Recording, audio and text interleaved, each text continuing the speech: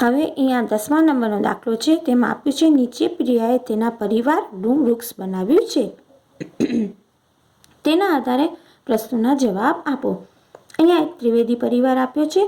એમાં દાદા અને દાદી. દાદીની ઉંમર શું છે? 65 વર્ષ. દાદાની ઉંમર 65 વર્ષ. દાદીની ઉંમર 60 વર્ષ.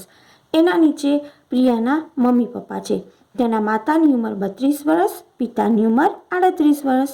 હવે પ્રિયાના મોટા બાની ઉંમર 35 વર્ષ અને મોટા બાપાની ઉંમર 40 વર્ષ.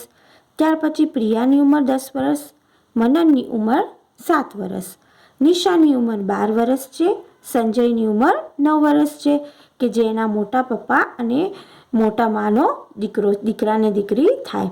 હવે જો શું કે છે, પ્રિયાના જન્મ વખતે તેના પિતાની ઉંમર કેટલી હશે? જો પ્રિયાના જન્મ વખતે તેના પપ્પાની ઉંમર કેટલી હશે? તો જો પ્રિયાના પિતાની ઉંમર અત્યારે કેટલા વર્ષ છે? 38 વર્ષ. પ્રિયાની ઉંમર શું છે? 10 વર્ષ. તો 10 વર્ષ પહેલાં પ્રિયાનો જન્મ થયો હશે, તો એના જન્મ વખતે એના પપ્પાની ઉંમર 28 વર્ષ હોય, કે 38 અત્યારની ઉંમર, એમાં પ્રિયાની ઉંમર બાદ કરી નાખીએ એટલે 28 વર્ષ થઈ જાય. ત્યારબાદ પ્રિયાની પિતરાઈ બહેન તેનાથી ઉંમરમાં કેટલી મોટી છે? હવે તમે જોશો, પ્રિયાની પિતરાઈ બહેન શું છે? નિશા. એની ઉંમર શું છે? 12 વર્ષ. પ્રિયાની ઉંમર 10 વર્ષ. તો કેટલા વર્ષ મોટી કહેવાય? 2 વર્ષ મોટી કહેવાય. હવે આ કોઠામાં આપણે એટલું વસ્તુ ધ્યાનમાં રાખી લો કે એના મોટા બાની ઉંમર શું છે? 35 વર્ષ. મોટા બાપા 40 વર્ષ, પિતા 38 વર્ષ, માતા 32 વર્ષ, દાદા 65 વર્ષના, દાદી 60 વર્ષના. તો એ પ્રમાણે આપણે પછી આગળના દાખલાઓ જોઈએ. હવે ધારો કે અહીંયા એક અમુક સવાલ આપેલા છે કે મનનના જન્મ સમયે તેના દાદીની ઉંમર કેટલી હશે? જો મનન 7 વર્ષનો છે, તો એના દાદીની ઉંમર અત્યારે 60 વર્ષની છે. તો મનનના જન્મ એટલે 7 વર્ષ પહેલાં, 60માંથી 7 જાય એટલે 53 વર્ષ. સંજયના જન્મ સમયે તેના કાકીની ઉંમર કેવી હશે? જો સંજય છે એ પ્રિયાનો કેવો ભાઈ છે? કાકાઈ ભાઈ કે પિતરાઈ ભાઈ જે કહીએ ને એ રીતે છે. તો સંજયના જન્મ સમયે એના કાકી એટલે પ્રિયાના મમ્મી. તો પ્રિયાના મમ્મીની હાલની ઉંમર 32 વર્ષ છે અને સંજય 9 વર્ષનો છે. તો 32માંથી 9 બાદ કર્યા તો 23 મળ્યું. તો સંજયના જન્મ સમયે શું હોય? 23 વર્ષની. સૌથી મોટા વડીલ અને સૌથી નાના બાળકની ઉંમરનો તફાવત શોધો. જો સૌથી મોટા વડીલ કોણ છે? દાદા. અને સૌથી નાનામાં શું છે? મનન છે, 7 વર્ષનો. તો 65માંથી 7 જાય તો તફાવત કેટલો થયો? 58 વર્ષ આવ્યો. હવે સેમ એ જ રીતે અહીંયા નીચે તમને એક પ્રશ્ન આપેલા છે, એક ચાર્ટ બનાવવાનો છે આવી રીતે કે દીપકે મગની દાળનો એક દાણો જમીનમાં નાખ્યો. તેમાંથી અંકુરિત થઈ નીકળતા છોડની પ્રતિદિન વૃદ્ધિ નીચેના કોષ્ટકમાં દર્શાવ્યા મુજબ છે. જો દિવસ આપ્યા છે 4, 8, 12, 16, 20. અહીંયા આપેલા છે 4, 8, 12, 16, 20. અને છોડની ઊંચાઈ 1.2, 4 સેમીમાં છે. 1.2 ચોથા દિવસમાં, 8 દિવસ દરમિયાન 4.8, 12 દિવસ દરમિયાન 9.4, 16 દિવસ દરમિયાન 10.6, 20 દિવસ દરમિયાન 11.1. હવે એને આપણે આલેખમાં દર્શાવવાનું છે. તો પહેલું જ તમે જોજો, અહીંયા 4, 8, 12, 16, 20 છે ને, તો એનામાં ચોથામાં શું છે? 1.2. તો આપણે અહીંયા આ ચોથું જે ખાનું આને આમ વચ્ચે રાખી અહીંથી આમ ગ્રાફ દોરી અને આ 1 થી 2ની વચ્ચે 1.2 જેટલા કાપાનું માપ લઈ આવી રીતે આમ આલેખ દોર્યો અને ઉપર લખશું 1.2. એવી રીતે 8માં 4.8.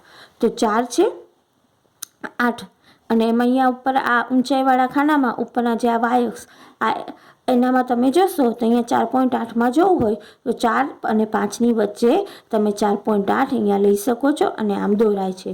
ત્યારબાદ 12માં 9.4.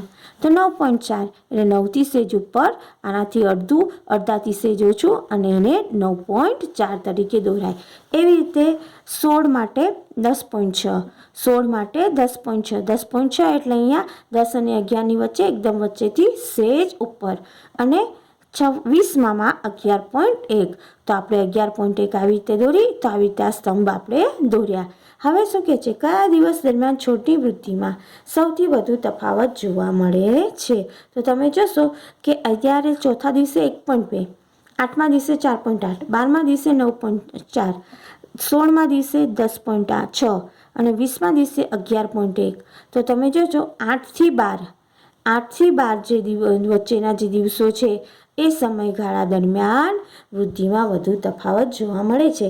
કયા દિવસો દરમિયાન છોડની ઊંચાઈમાં સૌથી ઓછો તફાવત જોઈએ છે? તો તમે જોશો 16 થી 20ના વચ્ચેના જે દિવસો છે એમાં સૌથી ઓછો તફાવત જોવા મળે. હવે 10મા દિવસે છોડની અંદાજિત ઊંચાઈ કેટલી હોઈ શકે? 10મા દિવસે છોડની અંદાજિત ઊંચાઈ તો તમે જોઈ શકો છો કે 10મા દિવસ દરમિયાન અત્યારે તમે જોશો 8 છે. 8થી કહીને 12ની વચ્ચે શું છે? તમે જોશો 4.8થી લઈને 9.4 સુધીનો વધારો. તો અહીંયા તમે જોશો 4.5, 7.1, 9.5 અને 4.7 આપ્યો છે. 4.8થી લઈને 9.4 સુધીના વધારામાં તો એની વચ્ચે તમને શું આવે? 7.1 સેમી આવે. બરાબર. હવે ચાલો ગૃહકાર્ય કરીએ. એમાં એક લંબાલેખ આપે છે અને 4 વિદ્યાર્થીના વજન દર્શાવ્યા છે, પણ એ અહીંયા લખવાના છે કે કયા વિદ્યાર્થીના વજન હોઈ શકે. હવે અહીંયા આ વિદ્યાર્થીના વજન અને વિદ્યાર્થીઓના નામ આપ્યા છે બેલાનું વજન સૌથી ઓછું છે.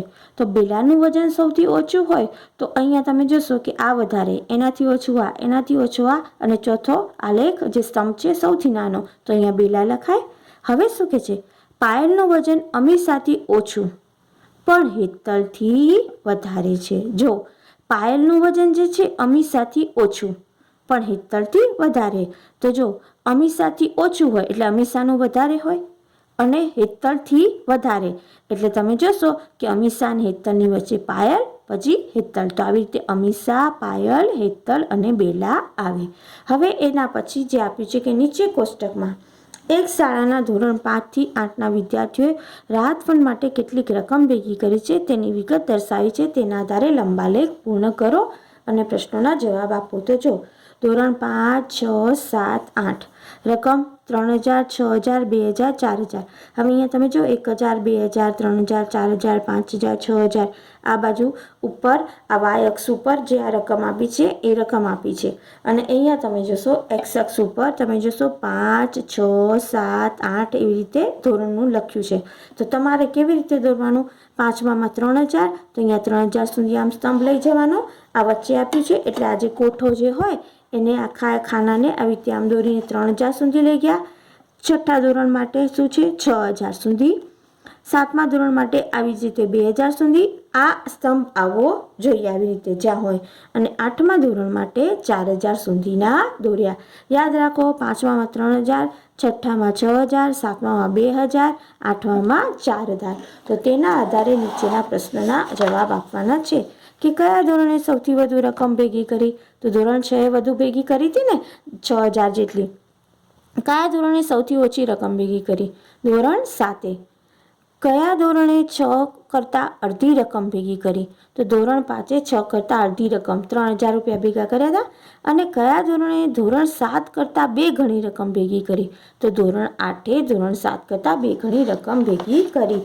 આ તમે આલેખમાં જોઈ શકો છો કે જોજો 5માં 3000 એટલે 6થા કરતાં શું થઈ? અડધી આવી. 7માં 2000 એની ડબલ શું છે આનામાં? તમે 8માં જોઈ શકો છો 4000. સૌથી વધુ રકમ કોને ભેગી કરી? ધોરણ 6એ, અને સૌથી ઓછી ધોરણ 7એ ભેગી કરી. તો આવી રીતે વિદ્યાર્થી મિત્રો આપણે આપણું સ્માર્ટ ચાર્ટ પ્રકરણ પૂર્ણ કર્યું. જય સ્વામિનારાયણ.